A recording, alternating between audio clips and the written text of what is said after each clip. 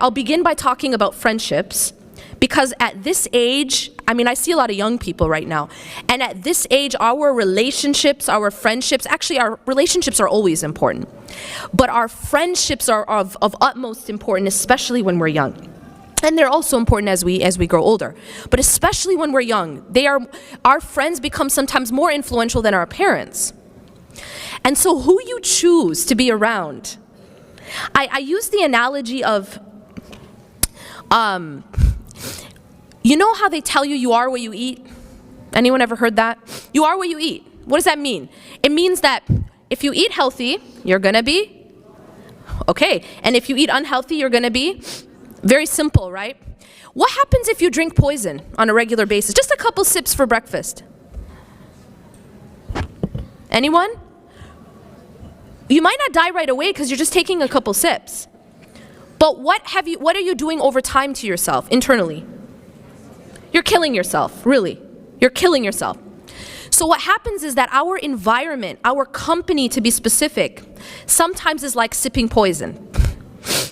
The people that we're around, the influence that they have on us, and I was noticing that, you know, this idea, and Sheikh Yasser touched upon it, that people think, oh, but I'm not going to be influenced, I'm strong. That's like a person saying, I can sip poison, I'm not going to be influenced, I'm strong. Can anyone say that? No. Everyone will be influenced if they sip poison. And in the same way, your relationships will affect you. It's just a fact. The Prophet ﷺ said, Al-mar'u ala khalili ala dini khalili. So that a human being is on the same way as their closest companion. Do you know what that translates to? That means that you should pick out your closest companion to be the exact image you want to be. Does that make sense?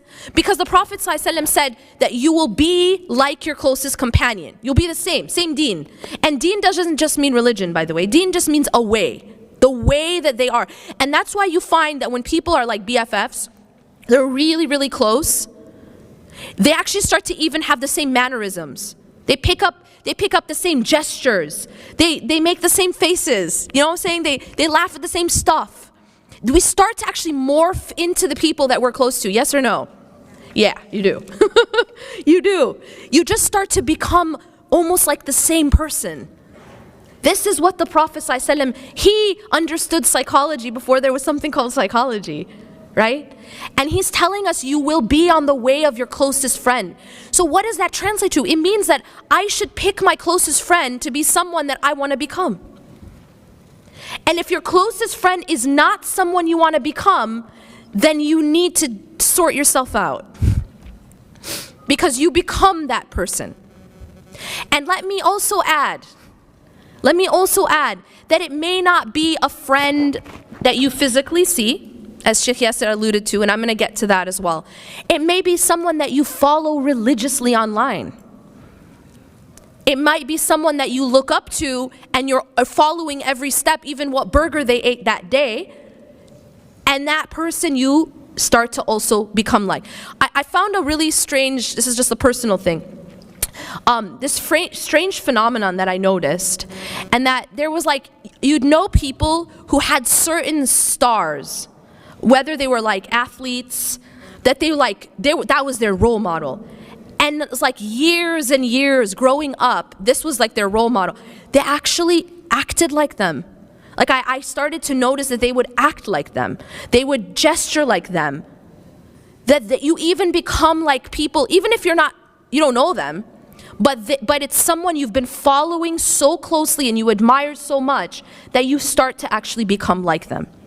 So be very mindful who you take as that closest companion, because that's what you become. And so what I ask people to do is, number one, please find friends that you want to become.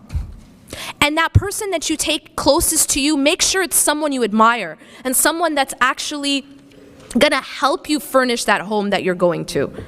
Not someone who's going to come with a torch and burn it down for you. There are friends who actually are burning that house for you. You guys feel me, or you don't feel me at all? You feel me? They're actually the ones burning that house down.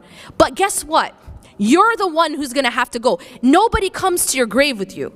You go by yourself to your grave. And if your friend is the one who helped you burn it or burn that home, you're stuck with it. And this is the reason why the people of hellfire, one of their biggest regrets is going to be, I wish I had not taken so-and-so as a friend. I wish I had not taken so-and-so as a friend. Because the problem is, our friendships, our companionship affects us deeply. And it either helps us build and furnish that home, or it helps us burn it down. And I'm telling you this because it's in your best interest. I don't get anything for whether, depending on how you furnish your home, it doesn't change my home. Because even the Prophet ﷺ is not held accountable for the result. So what about me? I don't know nothing. Only thing that I am doing right now is telling you what's in your best interest. And I'm just trying to help you. But see, you have to go there alone. Your mom can't go with you, your friend can't go with you. And so it's really all about how you build your own home, your final home. And believe me, your friends have a big part to play in that. And then later on, who you take as your spouse, because this is going to become your closest companion at one point. Be very, very mindful that it's someone who's going to help you build that home, not someone who's going to burn it down.